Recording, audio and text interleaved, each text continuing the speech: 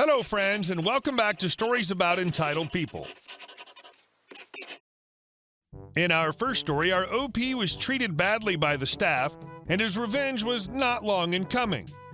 But before we begin, don't forget to subscribe to our channel if you're new here, and turn on notifications so you don't miss a new video every single day. Here we go. Revenge on lazy servers. I was working lunches in a busy cafe. We used to have a really strong team. Everyone were friends and helped each other. A few years down the road, a couple of sleazy guys bought our restaurant and everyone jumped ship. The new owners knew nothing about running a restaurant and hired basically any scumbag off the street. So I'm opening the restaurant in the morning and the dining room is trashed. Nothing's picked up, plates with food still on the tables, coffee and tea still sitting on the counter, condiments left out, nothing prepped, nothing wiped down. I thought for sure someone had quit and walked out because no one in their right mind would leave an area like that and expect to come back, right? It takes me nearly an hour to get things ready, and I end up opening late because of it. The rest of the day goes smoothly. I restock and clean up, bracing myself for if someone's coming in to relieve me or not. In walks the dinner crew, same two people who left that huge mess for me to clean up. I immediately asked about what happened. They said they were too inexperienced to know what to do when it's closing time. Really? You didn't know that plates go in the sink and a broom is used to sweep the floor? I explain how things are done and make a closing checklist that's simple to follow. The next morning, I walk into the same effing thing. I'm a little more pissed off about it, and when the two people get there for the dinner shift, I explain how disrespectful it is to leave a mess like that. They barely apologize and I leave to go home. Next day, same thing. Now I'm livid. What do I have to do to get through to these a-holes? Here I am doing the work of 3 people and none of them give a crap. I said to myself right then that I wasn't going to clean it up. I left the whole cafe dirty and gross, only prepping what I thought I'd use for lunch. When the rush was over, I turned everything off and put it away. Burned the ice, threw all the utensils in the sink, put away everything I would have stocked and didn't prep anything. I unrolled all the silverware and tossed it in the dish room. I tied up all the trash bags but left them in the cans. I took all the napkins out of the dispensers, emptied all the condiments, took out the TP rolls from the bathroom, and disconnected the credit card machine. I broke down everything I possibly could to the lowest degree. When they showed up, I didn't say a word and I left. Morning after, I walk into a pristine dining room. One of the owners tells me how they got so many complaints last night, he ended up closing early so everyone could clean, then sent them home. Things are better now. They've sold the restaurant again and actually screen applicants. And our second story. Mess with little people when I'm around, and you'll be messing with my friends and me.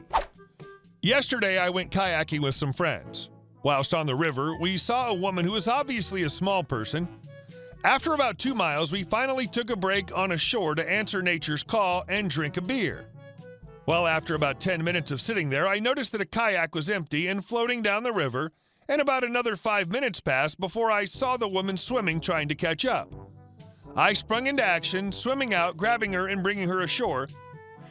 If I didn't do that, then she would have wound up going through some rapids.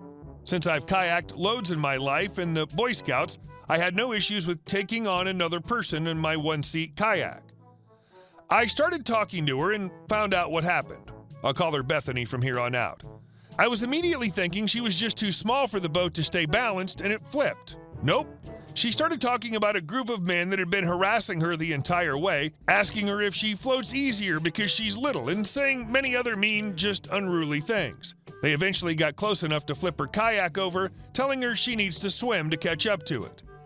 We floated another 7 miles before we got to the end of the line and pulled the kayaks up to the dock.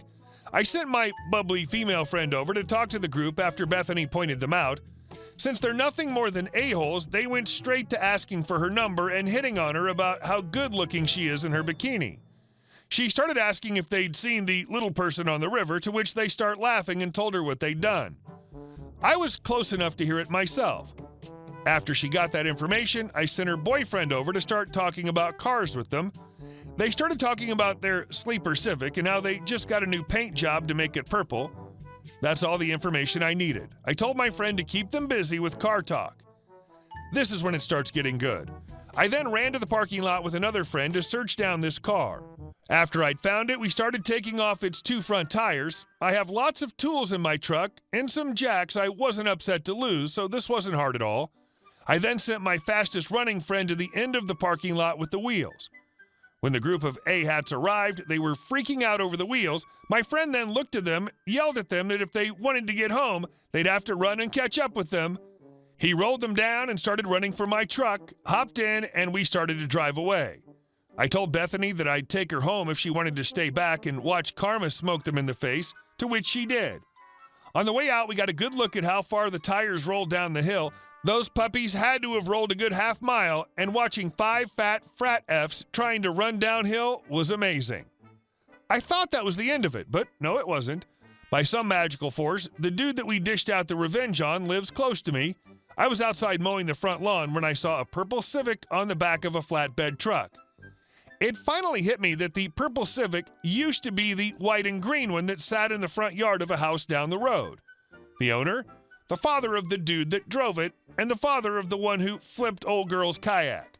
Unbeknownst to me, the tire iron that's supposed to be in the car to change wheels in an emergency wasn't there, and they had to call a tow to get it back. I know why the towing company didn't let them use a tire iron, as it was going to be more lucrative to charge them the full price of a tow. Moral of the story? A really, really simple one.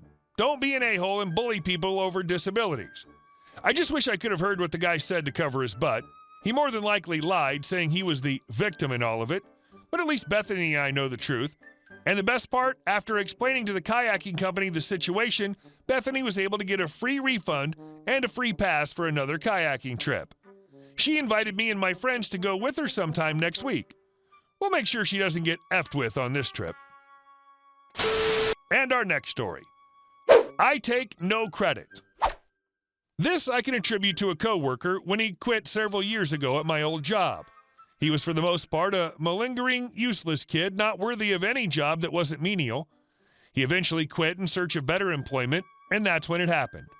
He'd been there for 2 years without promotion and decided it was time. The owner and his wife treated many of the staff like crap, personal servants to do their bidding at their small mechanical company. When, let's call him Rick, quit, they decided to ride his butt because that was their MO. Treat you like crap normally, quit, make sure you know you're a piece of crap. They laid into Rick every chance they got.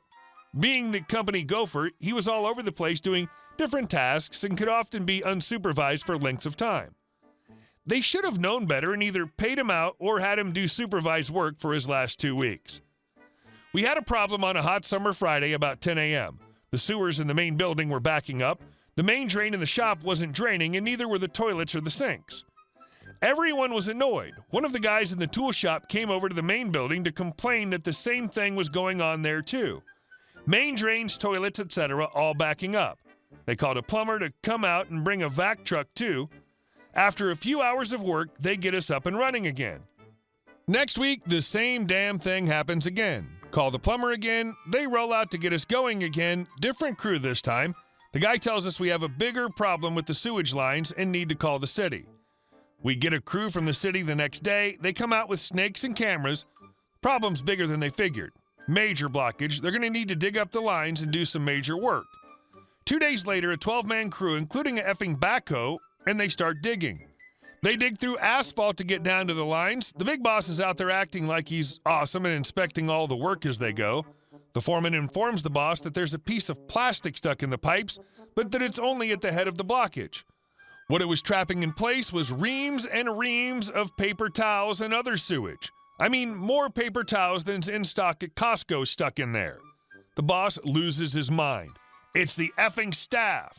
What happened? Rick had enough. He'd disappear for 90 minutes each day, and he was flushing roll after roll of paper towel down the drain. He'd been at it for months, costing thousands, probably 10 to 15,000. And our last story. Actually, I'm the owner. Here we go. I own my own business with my boyfriend as the manager, retail, and am frequently seen as only an employee. I'm in my mid-20s and a female. One day, we were particularly busy, and a lady comes in with a bunch of paperwork. I walk over to her and ask how I can help. Well, we'll call her RD for rude lady. BF is my boyfriend, and I'm obviously me. Sorry if that's not good, but it's funny to me. Me. How may I help you? RD points at BF and says, I'll speak with him. I walk away and begin to eat my lunch. RD decides to interrupt boyfriend finishing a transaction on the register with another customer. RD. Hi, I'm here to see if you'd like to sell this space. Actually, we rent for a good price. I represent a chain of well-known restaurants. BF. I'll be right with you once I'm finished with this customer. He heard her being rude to me, so he wasn't very polite to her as he hates people being disrespectful to me. RD. Fine, I'll wait. Boyfriend finishes transaction and asks what she needs. RD begins to explain the advertising information and prices, and BF stops her and says she'll need to speak to the owner. RD. Well, who's that? Aren't you the owner? BF. No, she is, and points to me. RD is as white as a ghost and tries to explain how much we can get if we agree to sell our business. Me. You know, I don't think we'd be a good fit. We're going to pass. RD leaves, tail tucked between her legs. I hope she learned from her mistakes to not assume young women can own businesses. Hey guys, thank you all for watching the video. I'll see you in the next one.